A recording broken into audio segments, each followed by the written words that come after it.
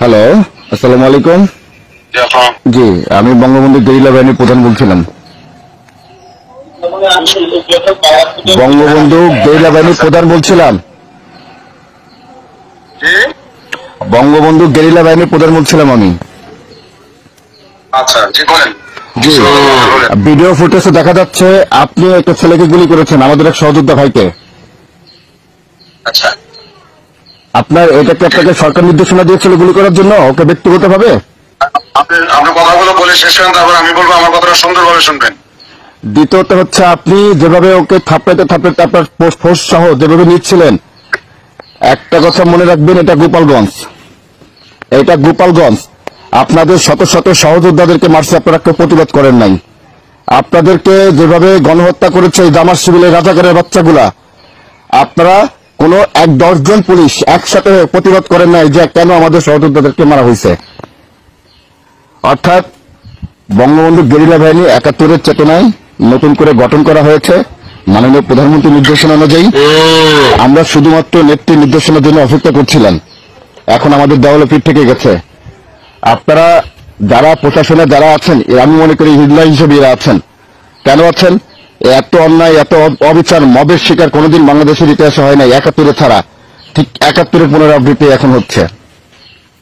অর্থাৎ আমাদের এই গেরিলা বাহিনীর যে আপনারা যাদেরকে ধরেছেন এই পর্যন্ত, এবং থানার ভিতর নিয়ে আপনারা যেভাবে পায়ের তারায় পিটাইতেছেন, গণহারে মামলা দিচ্ছেন, এটা তীব্র প্রতিবাদ ও নিন্দা জানাচ্ছি। এবং সবারই তো ফ্যামিলি আছে, ইনশাল্লাহ এটার প্রতিফলন খুব দ্রুত সময় দেখতে পারবেন। আপনি বলা। জি, বলুন আপনি। হ্যাঁ, বিষয় হলো আপনারা যে ছবিটা দেখে আমাকে বিভিন্ন লোক, প্রায় 3-4 হাজার লোক আমাকে ফোন দিয়েছে। আগে আপনি যদি বঙ্গবন্ধু গেরিলা বাহিনীর প্রধান হয়ে থাকেন, তাহলে আলহামদুলিল্লাহ আপনি একটা লিডারশিপে আছেন, অনেক বড় মাপের একজন। আমি আপনাকে অনুরোধ করবো যে ছবিটা দেখে আপনারা চিল্লাইতেছেন, ওই ছবিটা 2টা ছবি একটু পাশাপাশি নিয়ে তারপরে এটা মিলাবেন।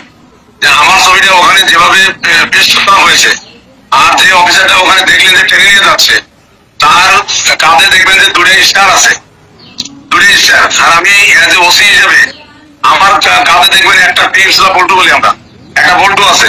এটা হচ্ছে আমি কোকালীপাড়া থানার ওসি। ওই দিন আমার থানাতেও কম বেশি ঝামেলা হয়েছে। সেই ঝামেলা মিটাতে যে বা সেই ঝামেলাকে সামাল দিতে যে আমি অনেকটাই হিমশিমে ছিলাম। যে কারণে আর যে ঘটনার কথা বলতেছেন, এই ঘটনাটা হচ্ছে গোপালগঞ্জ সদর থানায়, আর আমি হচ্ছে কোটালীপাড়া থানা। আমার থানার এখান থেকে ওই জায়গার দূরত্ব হচ্ছে 26 কিলোমিটার। আমি আমার থানাকে কন্ট্রোল করতে পারি না, আর আমি ওই থানায় কেমনে যাবো? তারপরে আর একটা বিষয় হচ্ছে যে থানার একজন ওসি, যারা ওসি হিসেবে থাকে, তারা কখনই অন্য কোনো থানায় ভাড়াটে হিসেবে ডিউটিতে যান না। ওসির আন্ডারে যারা সাবঅর্ডিনেট থাকে, যারা জুনিয়র থাকে, তারা হয়তো অনেক সময় কোনো থানায় পোস্ট অফিসার শর্ট থাকলে, কোনো থানার প্রোগ্রামে যদি থাকে, সেই থানা তখন যায়। কিন্তু একজন ওসি কখনো আরেকটা থানায় ডিউটি করে না। এটা তো আপনাদের ভালোভাবে জানা উচিত। আপনি যে পরিচয়টা দিলেন, তাতে আপনি একটা বড় মাপের লোক। আপনি এইসব বিষয়গুলো জেনে বুঝে শুনে তারপরে যদি আপনি বঙ্গবন্ধু গেরিলা বাহিনীর প্রধান হয়ে থাকেন, হ্যাঁ, তাহলে আপনি এই কোটালীপাড়া তো সব আওয়ামী লীগের লোক। আপনাদের যারা নেতৃবৃন্দ আছে তাদের কাছে ফোন দিয়ে শোনেন, জানেন না জেনে শুনে একটা লোককে হয়তো আপনারা যেভাবে কথা বলেন, এটা তো অবৈধ পরিচয়, এটা একটা বংশের পরিচয়। দেখেন, আমার ওখানে যারা সংগঠনের আছে তারাই কিন্তু আপনার নাম্বারটা দিয়েছে, তারাই কিন্তু আপনাদের দেখেন, আমি টুঙ্গিপাড়ার সন্তান। ওসি সাহেব শুনেন, জি দেখেন, আমি টুঙ্গি এখানে আপনাদের আমি একটা কথা বলি, শুনেন একটু। ওই দিন মিছিলে আপনাদের সাবেক মেয়র ওইদুল আজরা, মতিয়া আজরা, আমরা ছাত্রলীগের স্বাধীন, ছাত্রলীগের লিটন, ছাত্রলীগের স্বপন সহ আরো তো প্রায় 2-4,000 লোক ছিল। জি, আপনি এই লোকগুলোকে জিজ্ঞাসা করতে কেন যে আসলে সে কোথায় ছিল? এবং ওরা তথ্য দেওয়ার পরে কিন্তু আমি ফোনটা দিয়েছি। আমি জিজ্ঞেস করে কিন্তু ফোনটা দিয়েছি, কিন্তু একদম হুবহু আপনার ছবি, আপনার সবকিছু ওখানে একটা স্টারওয়ালা ছবি, একটা স্টার। জি, আপনাকে আমি সেই ভিডিওটা পাঠাচ্ছি, আমি সেই ভিডিওটা আপনাকে পাঠাবো অবশ্যই। হ্যাঁ, আপনি মিলাই দেখবেন, দয়া করে শুনেন, আপনি দয়া করে মিলাই দেখবেন। হ্যাঁ, আমি আপনার কাছে পাঠাবো, আপনাকে সংকেতে আমি তো নিজে ভিক্টিমাইজ, আমি মিলাই দেখিনি, আমি তো 1000 বার মিলেছি, আর আমি তো ওখানে যাই না।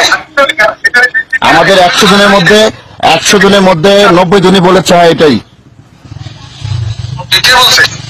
এবং আমি আপনাকে ওসি সাহেব দেখেন, আপনি একজন সরকার জনপ্রতিনিধি বাংলাদেশের একজন কর্মকর্তা, আপনাকে আমি একটা কথা বলবো, দেখেন এটা গোপালগঞ্জ, এখানে কোন ধরনের বাড়াবাড়ি করে আজ পর্যন্ত কেউ টিকতে পারে না, ইনশাল্লাহ পারবে না, কারণ এটা বঙ্গবন্ধুর জন্ম এলাকা। এখানে জামাত বিএনপি কোনোদিন এসে জায়গা পায়নি, ইনশাল্লাহ পাবেও না। অর্থাৎ আমাদের যেসব সহযোদ্ধা ভাইদেরকে আপনারা বাড়ি বাড়ি রাত্রে যে আক্রান্ত করছেন, হয়রানি করতেছেন, দয়া করে এই কাজের থেকে আপনারা বিরত থাকবেন। আমরা কিন্তু দল আজক না হোক, কাল কিন্তু ক্ষমতা আমরা অবশ্যই আসবো, তখন কিন্তু আমরা ইন্দুরে গর্তের থেকে কিন্তু খুঁজে বের করে নিয়ে আসবো ইনশাল্লাহ। আমরা আমরা আমরা কিন্তু করবেন করেন, সেটা রাষ্ট্রীয় ব্যাপার। তবে আপনি যে বিষয়টা আমার সাথে কথা বলছেন, আমি আপনার কাছে অনুরোধ করবো, আপনি আবার সুন্দর করে ওই ভিডিওটা ভালোভাবে শ্রবণ করে দেখেন। ওই অফিসারের কাছে দুটি স্টার আছে, আর আমি একজন ওসি হিসেবে আমার কাছে থাকে একটা পিস। এটা আপনাকে বুঝতে হবে।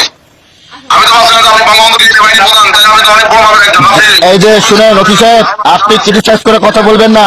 ওসি সাহেব, আপনি ক্রিটিসাইজ করে কথা বলবেন না।